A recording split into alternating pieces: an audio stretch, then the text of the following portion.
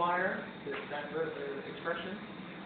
Whereas in an era where there was free speech and everyone was continually saying nasty things about everyone else, this one cheats at cards, this one does this bad, this one is married but goes out with somebody else, the accusations would be all over the place, and then no longer would an accusation be sufficient to ruin a reputation.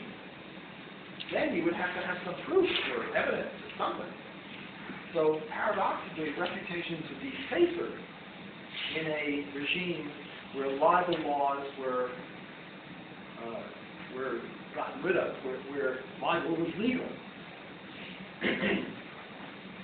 Okay, let me see if I can pick out one or two other chapters that are the dishonest cop.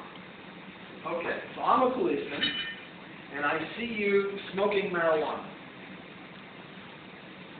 If I'm an honest cop, I'll obey the law, and I'll arrest you for smoking marijuana, because marijuana smoking is against the law.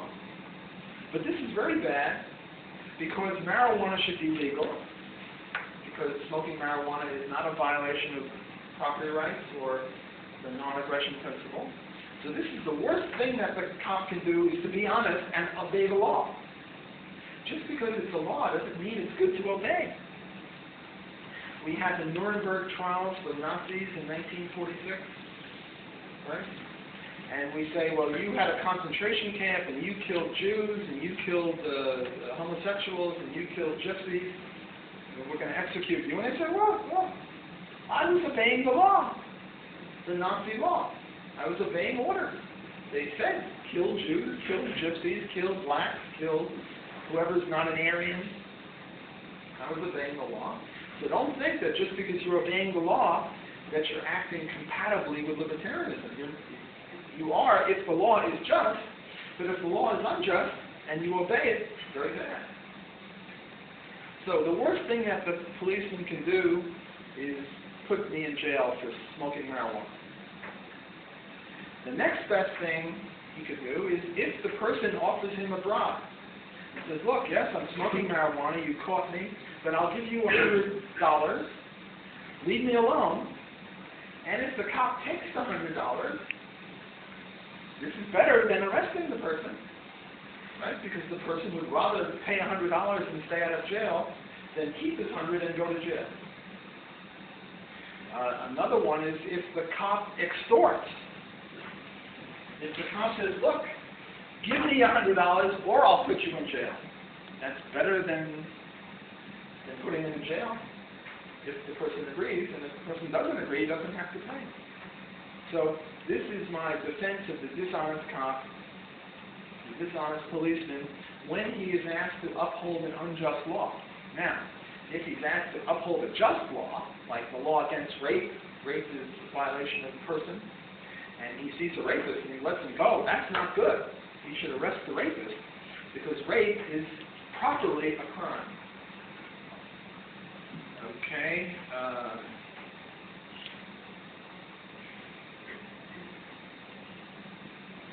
don't know what other one. Any of these interest you? It's about a half hour now. So I'm out of, I said I would only speak for a half hour. What's abortion? There's something that's being discussed right now. Abortion? Well, that's not in the book. That's okay. That's a very good question. And I'll be happy, as I say, to discuss any element of libertarianism, whether or not it's in the book. So I'll discuss that. Thank you for the question. Okay, so what's going on with abortion? There are two schools of thought on abortion. There's the pro-life and the pro-choice. And the pro-life position is birth begins at conception, when the fertilized egg, when the sperm hits the egg, and now you have a fertilized egg, that's life. That's a human being. And I agree with that. One, because I think it's true, and two, because I don't want to make a straw man. You know what a straw man is? Easy argument. I want to make it most difficult to my own view, which is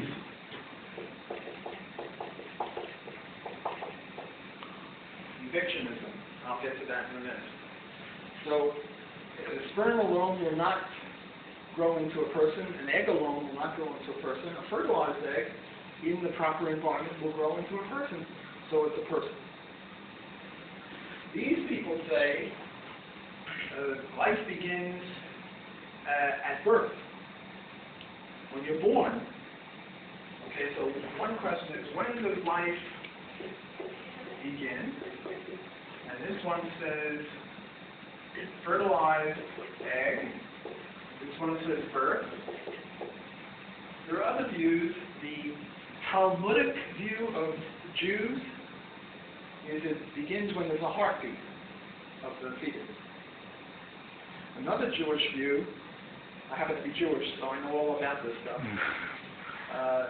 The fetus is viable only when it graduates from medical school. Until then, it's not human. It's just a joke.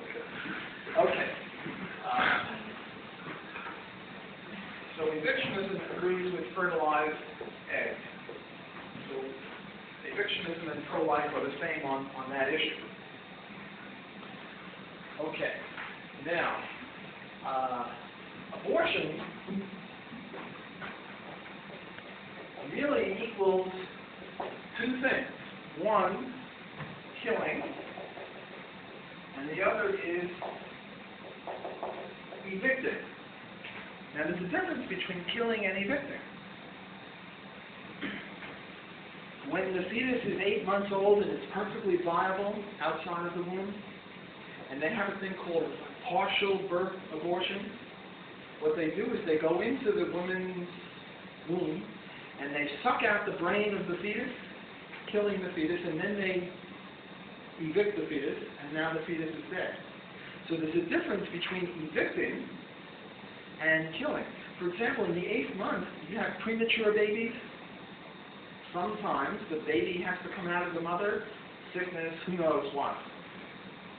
Right? And the baby goes into an oxygen tent or a crib especially able to keep the baby alive. So here you have eviction without killing, and other times you have killing without eviction. So the two are very different. So, here is killing, here is evicting. The pro-life says you can't kill and you can't evict. The pro-choice says you can kill and you can evict. The eviction theory says you can't kill, that's a violation of the non-aggression principle, but you can evict. So in a sense, evictionism is a compromise between these two. Now, my own personal belief is pro-life. I am very pro-life. And I want to convince you people who are pro-life. Now, is it okay if I take a survey? Raise your hand if you're pro-life. Raise your hand if you're pro-choice.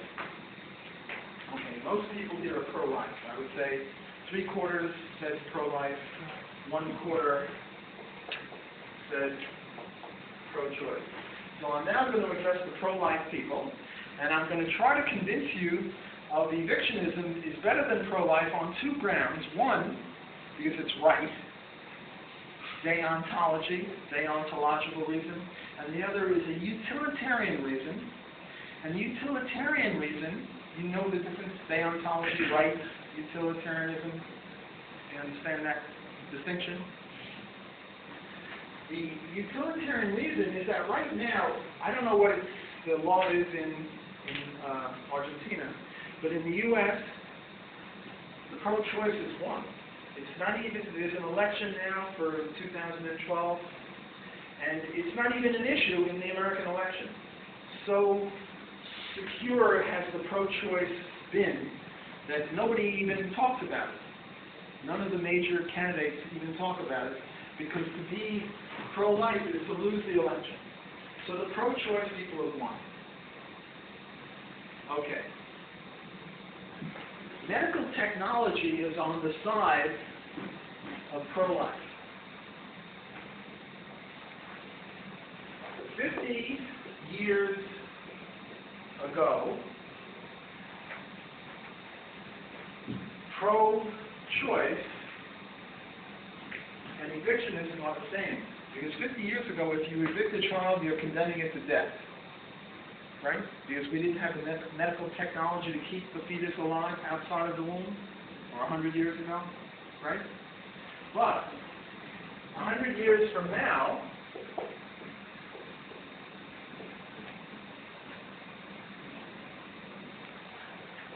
pro-life and evictionism will be the same. Because right now, in the last trimester, the 7th, 8th, and 9th month, you can evict the baby and the baby will be okay, right? But in 10 years or 15 years, maybe in the 6th month, you'll be able to evict without killing. Yeah? And surely in 50 years or 100 years from now, we will be able to take the fertilized egg, which ordinarily only prospers inside the mother's womb, and put it in a test tube or a host mother or somewhere else, and the baby will be fine. Right?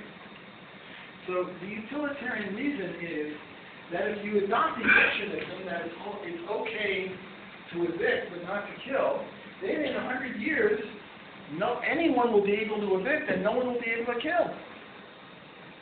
Whereas right now, the feminists think they have a right, this is a feminist view, they have a right to kill even if the baby is viable. They say, well, that man who impregnated me, I don't want him to have a child, so I'll kill the child. And they can do that. Okay, so that's the utilitarian reason.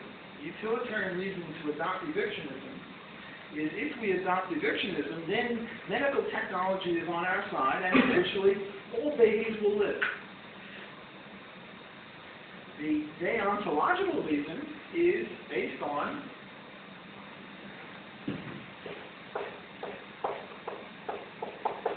property rights. The mother owns the womb. Take the case of rape.